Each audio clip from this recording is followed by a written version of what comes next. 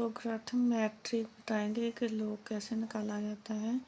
तो हमारे पास है log 1 इंटू में, तो इसका आंसर आएगा 0।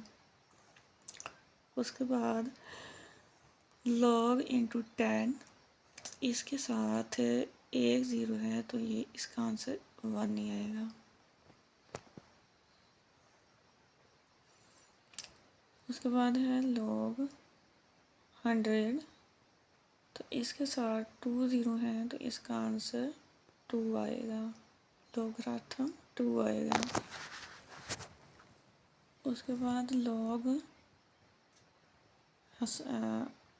1000, तो इसका आंसर 3 आएगा।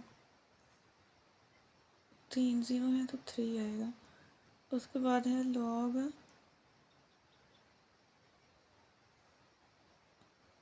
10,000, इसके साथ 4 0 हैं तो इसका आंसर आप लोग कमेंट में दें।